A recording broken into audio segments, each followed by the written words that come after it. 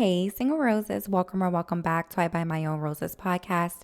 It is me, Ariel. I am so glad you are here and I hope you are doing well. If you are new here, I Buy My Own Roses is a self love podcast where I encourage Black women to build and live fulfilling lives with or without a romantic partner. I am also an advocate for women's reproductive rights, specifically our right to not reproduce. So if you're interested in single woman content or child free woman content, you have come to the right place and I hope you will stick around. Today, we are diving into a powerful and important topic: healing after a toxic relationship.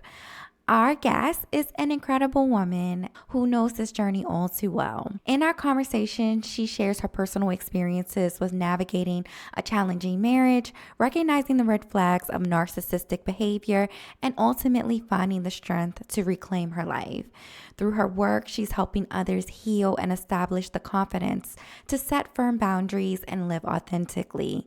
Get ready for a raw and honest discussion that sheds light on the complexities of toxic relationships and offers hope for rebuilding trust and confidence in yourself.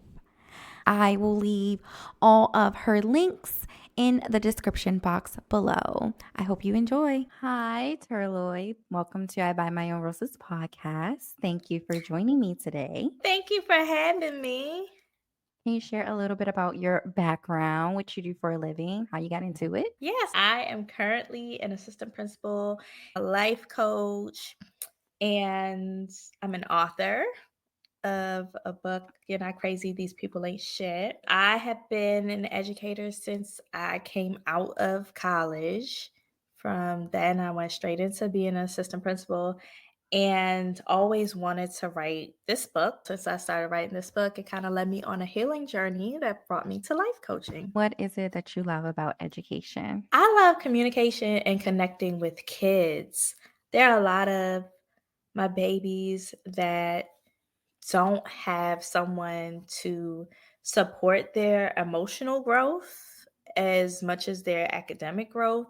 So that's what I love. I love having conversations with my kids about, stuff that's going on in their life, whether it's sibling drama, whether it's boyfriend and girlfriend drama, friendship drama, just talking them through like how to handle the situation, how to deal with the situation, and give them guidance that I didn't have when I was younger.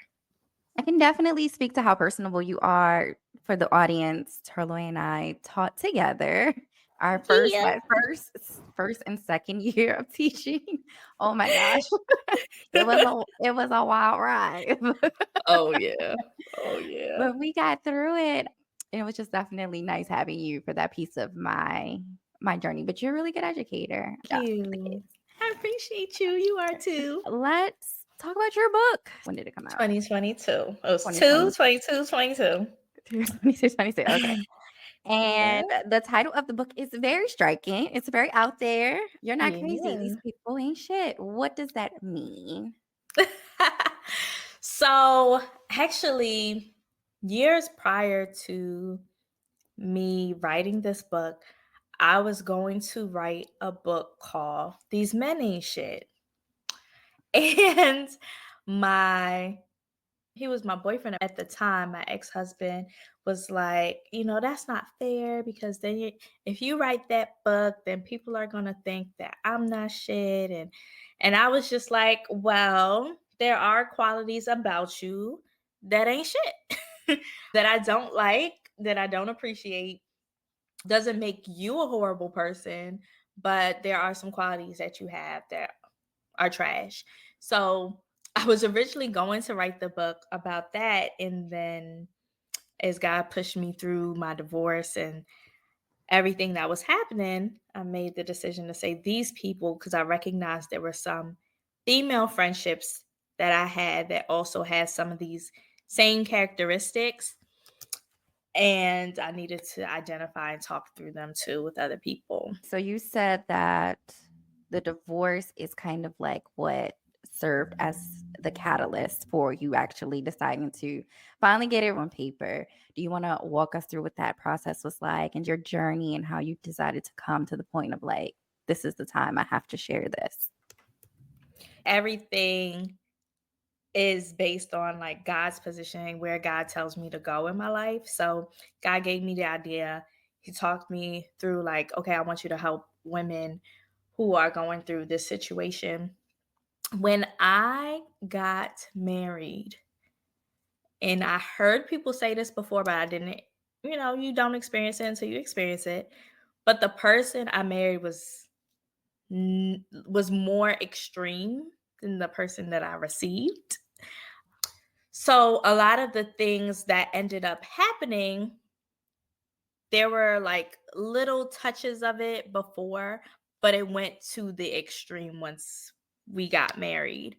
And so didn't know what I was experiencing. And I started going through therapy and researching stuff that I was dealing with and I was learning about. And I was like, oh my gosh, I'm dealing with a narcissist, and not the big fad word that everybody put out in 2020 during COVID, but it was literally a person who has NPD, narcissistic personality disorder, and trying to figure out how to navigate that.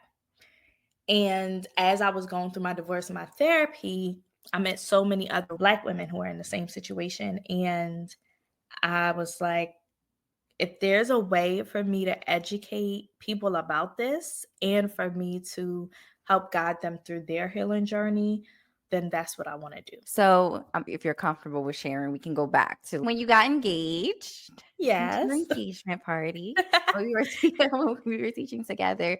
He was in your life. I didn't know much about him, but he was in your life. And so there was the happiness and the sweep of you getting married and everything like that.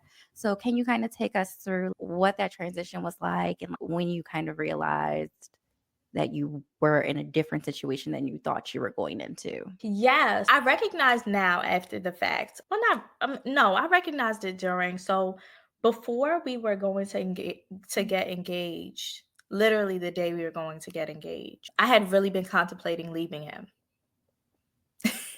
And we went to dinner and I was just like, "Oh, this is great. Like this is where I'm supposed to be, right? Like at this age, I believe I was 27 at the time or 26 at the time. I'm like, at this age is when I should be getting married, when I should be settling down, when I should be having a kid." We had issues in our relationship, major issues in our relationship. But coming from that type of environment with my parents, it seemed like, oh, okay, like this is normal stuff that people can go through and people can deal with, and I can tolerate, not realizing that you don't really want to tolerate a person that you're married to.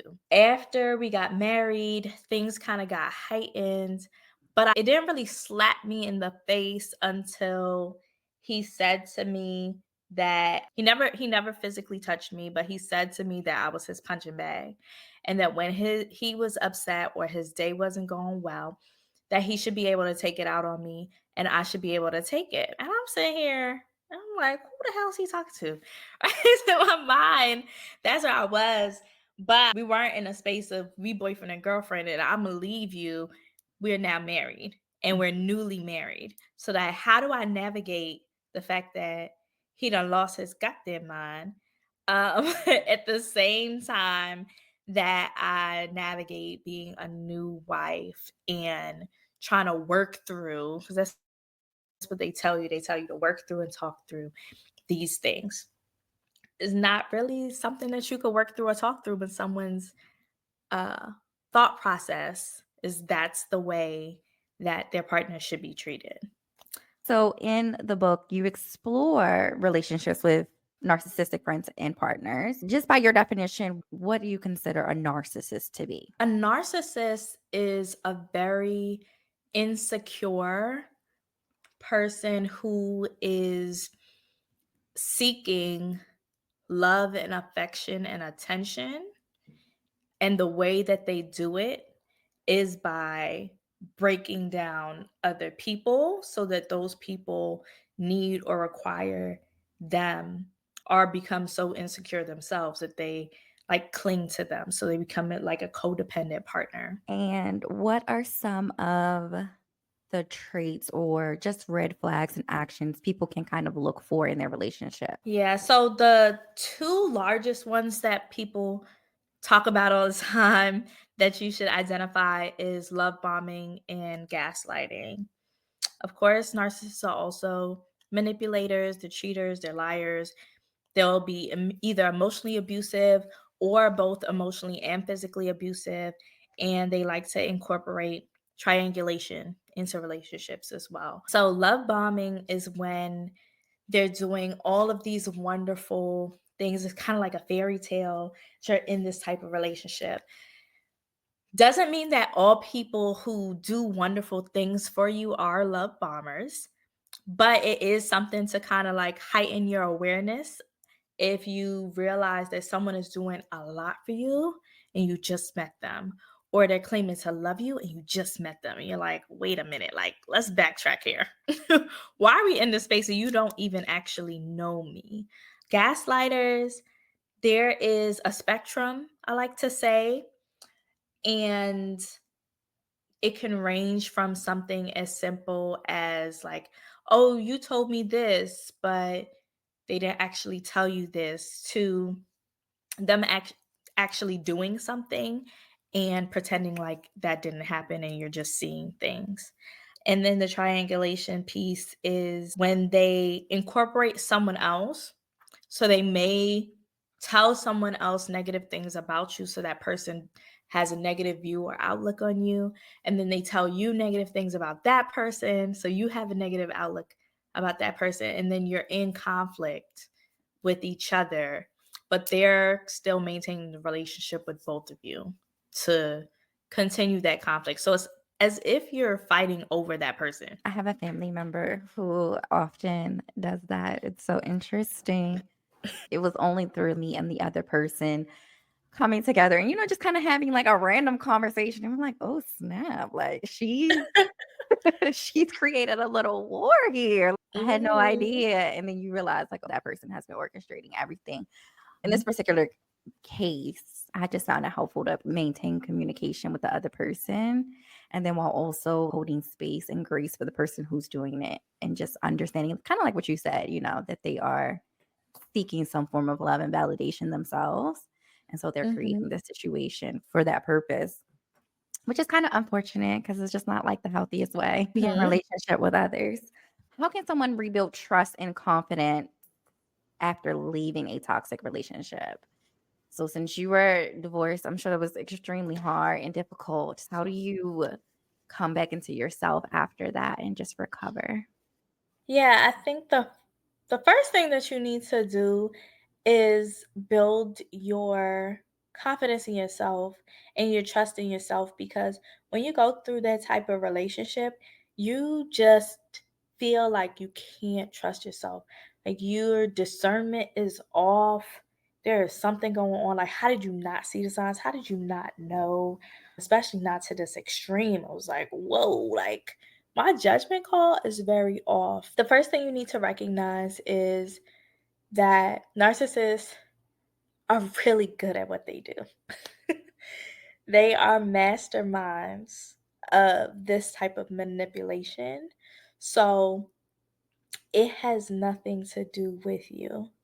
And a lot of people try to have the conversation of hold yourself accountable. Da, da, da. You are a good person because if you weren't a good person, they wouldn't have targeted you. And you wanted to see the good in that person, and that doesn't make you bad. So you need to start to rebuild your trust and your confidence in yourself, that you can have this level of discernment, that you are going to be uh, more intentional with who you talk to, the types of questions that you ask, how you communicate with them, how they communicate with you, and be aware of longevity, right? So people can fool you, but not forever. Mhm. So if you're in a relationship and you are creating boundaries that you're holding firm to, narcissists aren't going to be able to deal with those boundaries. Not for a long time. It's not going to work. They're going to mess up in some way, shape, or form. they're not going to be able to uphold that standard. Another thing that you should do is give yourself some grace. You've been giving grace to everybody else for so long. Give yourself grace that, you know what, maybe that wasn't the best decision. Maybe I wasn't being hyper vigilant at the time, but that doesn't mean that I'm incapable of doing that. It doesn't mean that like every relationship that I get into, I'm just gonna be head over heels and ready to ready to sign my life away to that person.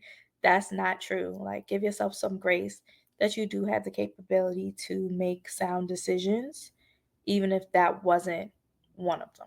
You talk about a reflective and boundary filled lifestyle. Can you elaborate on what that looks like, what that means in practice? Yeah, I mean, as you go through life, naturally people are like, am I crazy? Did I go about this situation in the correct way? Am I responding irrationally? And as I think through what are my boundaries? What can I tolerate? A lot of people focus on expectations, and that's what I used to focus on for people that I was dealing with, whether it's friendships or partnerships or even family relationships. I would focus, well, I expect that like someone who loves me should do X, Y, and Z. And then you realize that people only have the capacity that they know. So I can only focus on what are my boundaries, what am I willing to accept and what am I not willing to accept. And once you get into a space where you're like, okay, this is my boundary, then you can reflect and say, okay, well, is this something that someone is a pattern of behavior? Is it something that just they didn't know? They weren't fully aware of what your boundary was. They need to be educated and they need to understand what you need from them. And then you can be more reflective and understand, like, okay, I can give them some grace. How much grace can I grant them? And just making sure you stay firm on your boundaries, even if it hurts. Because we know situationships and family relationships and all those things, when you get firm on your boundaries, you also have been willing to accept the consequences of having boundaries. Not everybody is ready for that. Okay, and let's define boundaries because I know for me, and probably for a lot of people, they think boundaries are like, okay, you can't cheat on me. But really, boundaries are most like you said, what I am willing to tolerate and not tolerate. So if my boundary is, I don't want to be in a relationship with someone who cheats, then if you cheat, then I'm not going to be with you anymore. It's not necessarily about taking them out of your life, but it's just like maintaining your own self respect and just like, what you will and will not tolerate. Right? So that's is that like the Yeah, definition of you're boundaries? absolutely right. I mean, and it could be something as a lot of people think that cheating is the worst off in a relationship. I'm like, no. If you're not considerate of my time, if Mm. you're not prioritizing me in your life, those are things that make me say, yeah, unfortunately, I cannot move forward in a relationship with you, but I wish you good luck. I think it's also really important what you said about making sure you maintain that boundary and stand on it. And it is really hard in every type of relationship, not even just romantic, but with friends and family, especially if you love them. It's like, I do want you here, or I do want to be able to call you and tell you this. But I know if I call and I tell you this, you're going to take this information or whatever the case may be. It's just Yeah. like, so it gets really hard to not do the thing that you told them you were going to stop doing because they did the thing that they did because you want them Yes. in your life. Yeah. Yeah, and when you finally make the decision, you're like, "Oh, man, like, why did I tolerate why didn't I just hold firm on my boundary for so long?" You always I don't wanna say regret, but you always contemplate, like, "Why didn't I hold firm the first time?" I remember I was dating this guy, and I would literally message my friends. I would message him and be like, "I'm just the clown in the circus," because 'cause I'm fully aware that this is not a relationship that I wanna be in because there's so many boundaries that you have crossed for me, but I'm over here being a clown in the circus because I don't know why. Yeah. So yeah, it starts off really, really, really hard. It gets really, really rocky. What you realize is that all of those relationships that you allowed your boundary to slide, or you disregarded your boundary, you realize, dang, I should have listened the first time. I should just stay firm, stand on Standing on business. business. I love that. I love standing on business. That was good that they came up with that. So They good. have so many good things, yeah. Could it also be that there is something we're getting out of these relationships that isn't like all BS? So, for example, like you're talking about being a clown in a circus. I've also been in those types of situations, and I've looked and I'm just like, what am I doing here? Like, what am I doing here? But, in reflection, it's kind of like in these ways, this thing isn't good. This thing isn't long term. But at the end of the day, it's providing me a level of entertainment that I wouldn't otherwise receive. Or, this person is convenient. I value convenience. And this Mhm. person is providing that convenience. And so, yeah, I'm willing to tolerate X, Y, and Z to get the convenience that I want out of the situation. So I feel like I saw that somewhere, like, on a meme or something. It's easier to go back to old unhealthy patterns because there's comfort there. Hmm. Like, it's difficult being in a relationship where it pushes you and challenges you. It's one thing to be like, okay, I'm a clown in a circus. I know what you're doing is X, Y, and Z, and I am fully aware that you're doing it, and I'm still here knowing that you're doing it, versus being like, oh, we just had a grown up conversation and we were able to move past here and we were able to do X, Y, and Z. This is not normal and it's very uncomfortable. And how do I navigate this relationship? And then you get into the space of like, I don't want to mess this up. Like, this is good. And then when you get into your first big fight, like, did I mess this up? Because this is good. So sometimes it's easier and more comfortable to maintain the toxic relationship because you're like, I know what I'm getting with this. Right. I know you're about to do this toxic thing, and I know I'm about to respond in this way, but I'm not going anywhere because Right. I'm over here with my white makeup, with my my red nose, acting like a fool. Let's shift to healthy relationships. In your opinion, what are the key elements of a healthy, fulfilling friendship or relationship? I honestly haven't been in a healthy partnership yet since my divorce. Well, actually, in life, because that wasn't a healthy relationship. I will say that I have removed any friendship that wasn't healthy for me since my divorce. The big thing for me is communication. I know people like to say that that's a big thing, but people aren't really fully aware of what constitutes healthy communication. That means accountability communication. That means having tough conversation, and that means not living in Delulu land in terms of communication. Like, say everything that you want to say in the time span that you need to say it. Don't say something and then hold your tongue, or like, oh, I'm not going to say this because it's going to impact them. Healthy relationship, you're less concerned about whether or not the person is going to walk away because of what you have to say. And you're more concerned about making sure that you say what you need to in order for your mental space to be clear. So, communication is, to me, the biggest piece. Compromise. And I don't mean compromise in a way of like, it's either I get my way or you get your way. Sometimes compromise is nobody gets away. And we just understand where we're both at and what we both need, and that's okay too. And then the other piece is just making sure your needs are met, your love languages are met. A lot of people push this whole love languages conversation, but there's a difference between receiving and the giving. And what ways do you give love, because it may be different from how you receive love. And can you actually commit to giving love in the way that your person needs to get love. Because it's easy to talk about what you need, right? Like, I need acts of service and I need physical touch, and that's great. But can your partner give you that acts of service and that physical touch that gives you that reassurance? Because really, that's all that that is communication. All of the pieces are all just about reassurance in relationships. And what do you do if someone can't? Or what do you do when they show it in like a different way? I've struggled with that. For example, what is it like gift giving? Hmm. I don't necessarily need somebody to give me gifts.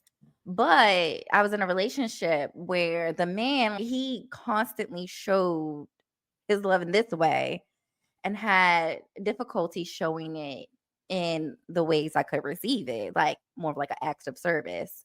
And so for me, I just always thought of it like two buckets, like, Hmm. sure, you're feeling bucket A, and that's great. It's full, it's overflowing, but like I really need bucket B filled. Bucket A just isn't doing it? And Hmm. so there was like a lot of friction and conflict there. And I've seen that in friendships as well. So, like, what do you think? Do you kind of just work to accept that this isn't a lack of love? This is how they know to do it? Or do you push the issue? I'm going to need you to do less of this and do more of that. Yeah, I mean, issue or walk away. I mean, because people can only meet you in the space that they have capacity. And I will always push that message. Like, they don't have the capacity. What you don't want to what you don't want to do is be in a relationship where that person feels like they've had to adjust or change so many things about them to accommodate what you need, and they feel like they're a different person, or they feel like, I'm doing all of this for you, but what are you doing for me? It becomes like a tit for tat type of relationship.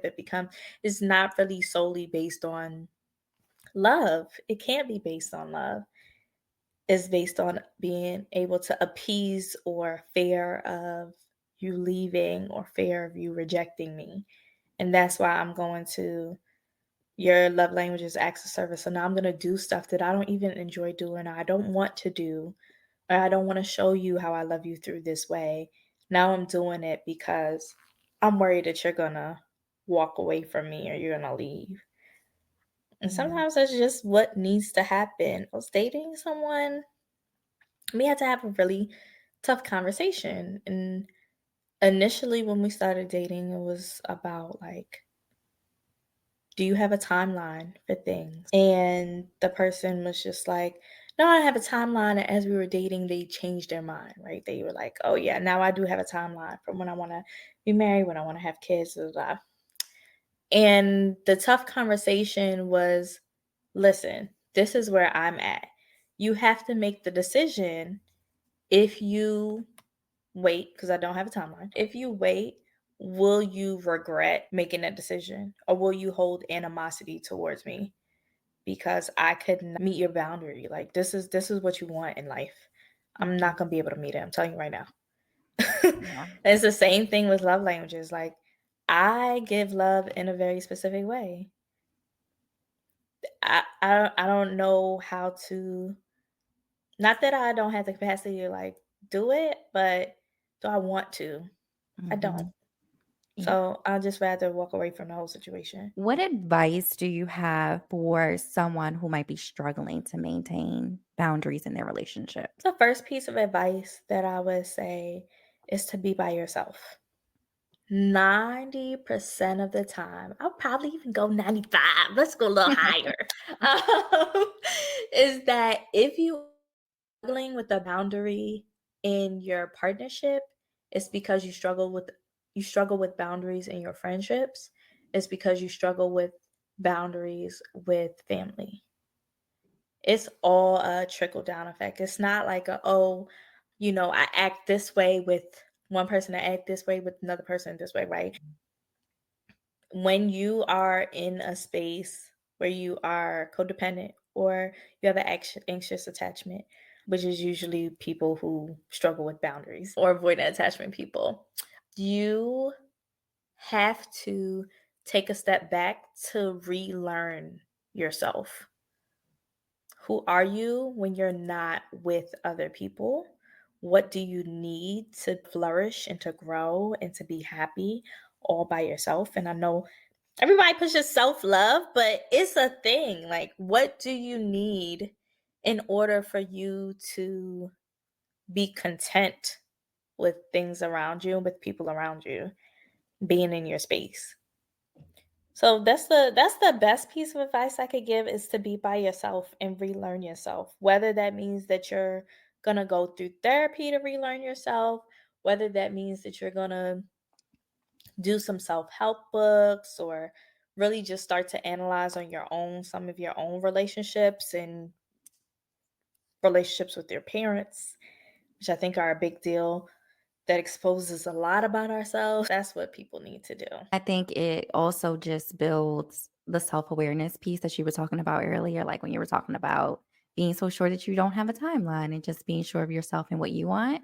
I think that being alone, I know for me personally, has also just it's brought me to a point where it's just like, I'm firm on this, I'm firm on that. I know that in 10 days, I'm not gonna be okay with this decision or whatever the case may Yeah. be.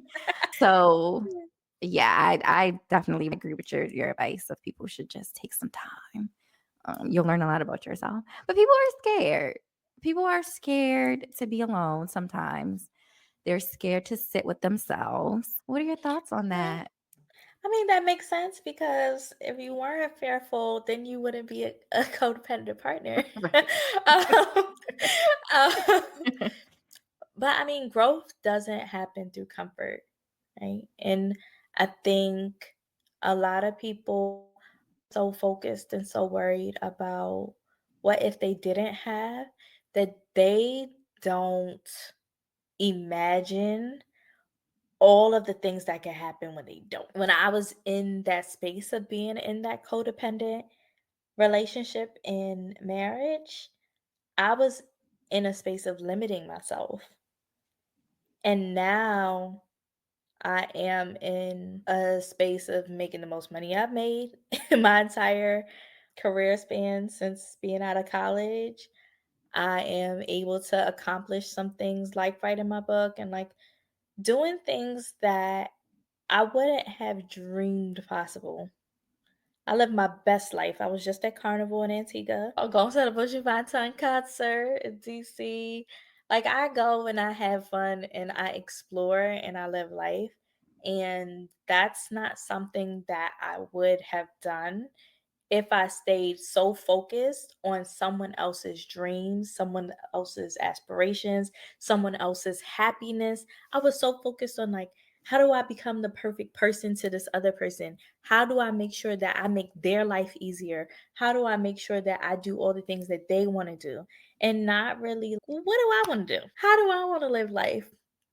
And what you'll learn is that for every relationship that you end, you'll be able to find another relationship. I wanna ask about friendship. I follow you on Instagram, so it seems like you have a Yeah. very good friend group and circle. This is a hot topic for women our age, but how Yeah. are you maintaining intimate friendships with other women? One of my best friends, she said to me, "Don't accept anything from a partner that you wouldn't accept in a friendship." So I expect the same things. A lot of my friends that I had were divorce because I always put a value on people being in my life. And I reconnect with people. One examples, I have a Bible study. I actually have two Bible studies that I'm a part of. One with my friend and her friends, and then one with my best friend that we collaborate and we talk through and we do all of those things with. And then we are all grown ups that went to college Mhm. or traveled or been about the world, living different states and meeting different people. So I love FaceTime. It's one of my favorite things. If you don't have an iPhone, then Google Meet and Google Duo, because I was not always an iPhone person either. So I understand that. But video chatting, is big for me, and I always give people grace, which a lot of people struggle with, but I don't have to talk to you every day Mhm. in order for when we do reconnect or we do meet again for it to be like no time has passed. So finding different ways of things that you actually like to do and incorporating people into that is one thing. And then just getting on a quick video chat like, hey, I missed you. I haven't seen you. Wanted to check on you. People use social media to spy on other people's lives, but Mhm. really, social media for me is to reconnect with people. Like all of my birthday messages on Facebook and Instagram, I don't just do a whole like thank you. I'm like, how are you? What have you been up to? Where have you what you got going on? It'd be like 400 messages. It doesn't matter. We go right through this. Like, I want to check on you. How are you doing? How are things going? That's a big thing. But even just looking at people's stories, I find it very weird and very strange when people post on their stories that someone has passed or it's someone's birthday or they're celebrating stuff and people don't write congratulations, happy birthday, my condolences. It's like, oh, so you just watched my story and you didn't say nothing? That's Mhm. weird.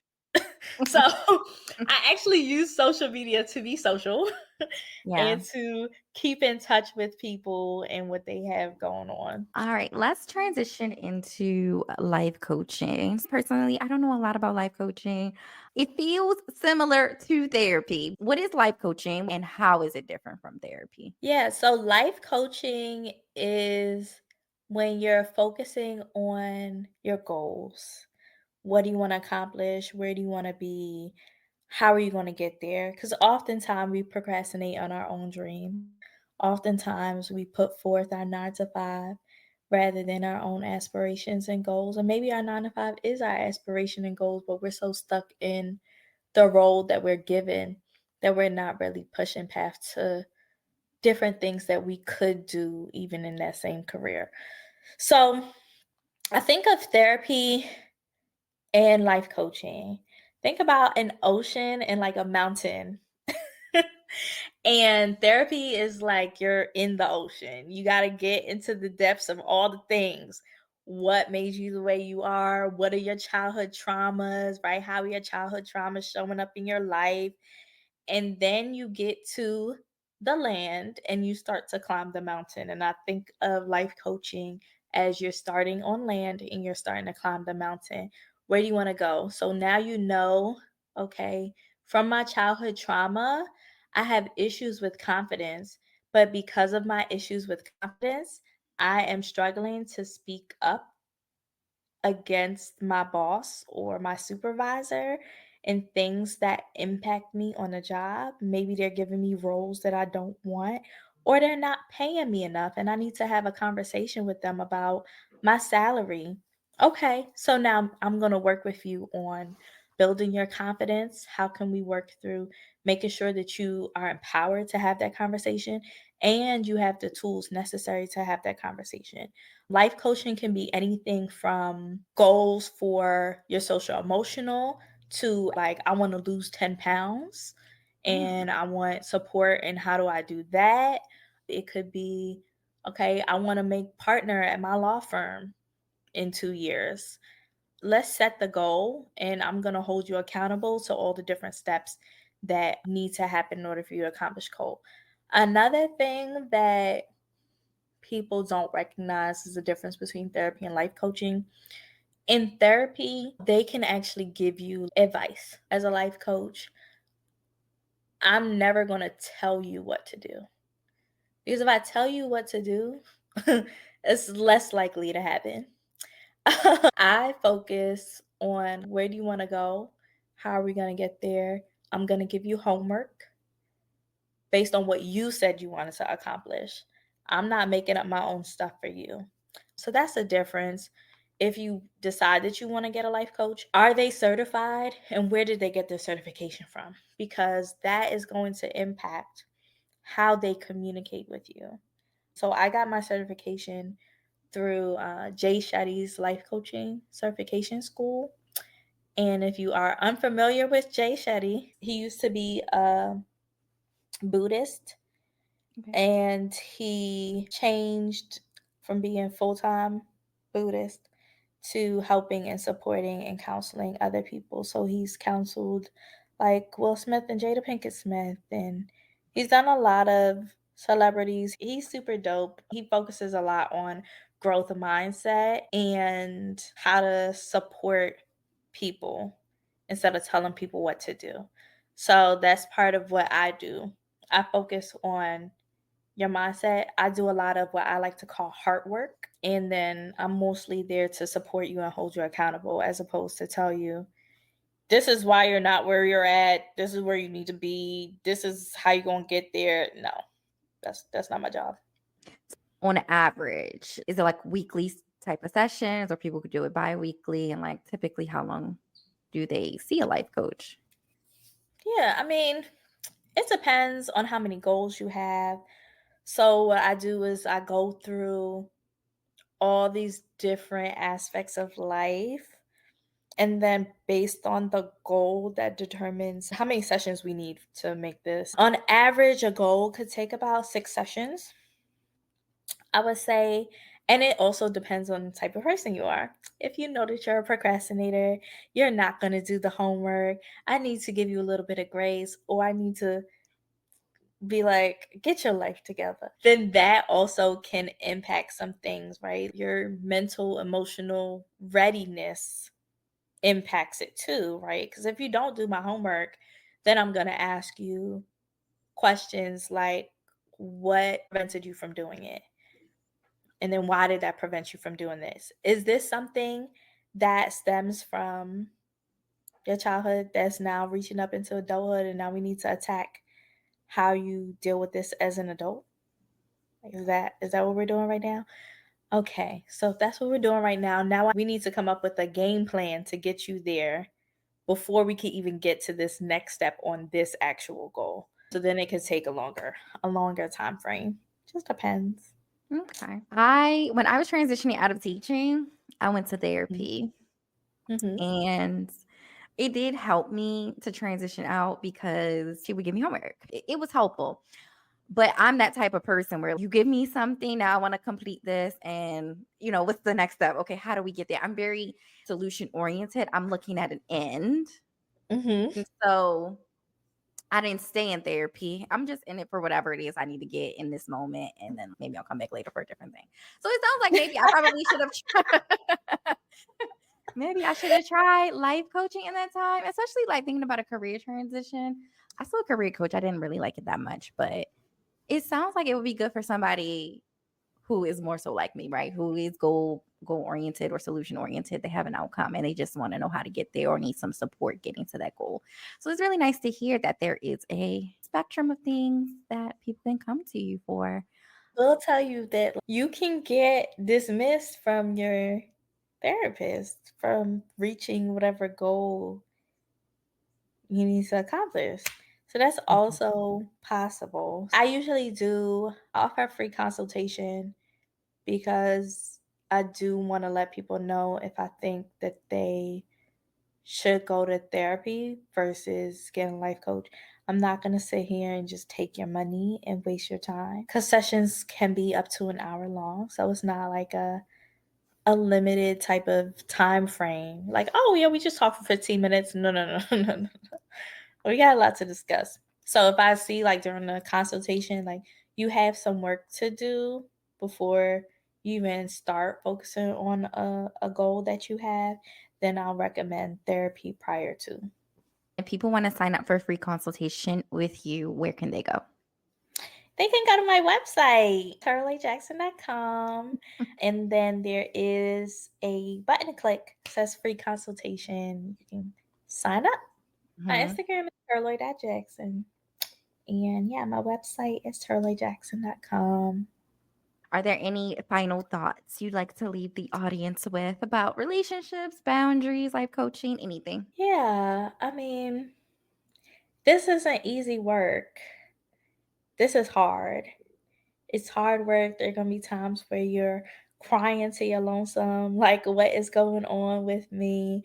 Because there's a lot that we have to go through. but we are the generation of change. I will say we are teaching our kids and our generations after us, if you don't have any kids, because I don't, our generations after us, how to have like healthy relationships and really communicate effectively. So it's not going to be easy, but it is definitely rewarding. So I'm here. Get my book. If Oh, yeah. you're like, oh yeah, I already know about all of that stuff, but you are either in a relationship with a narcissist or just realize that you just got out of one, I do have some journals that focus on the healing process that you're going to have to go through. And yeah, if you want to do some life coaching, go ahead and sign up. Thank you so much. Again, that was really good and really helpful. I appreciate it. Thank you for having me.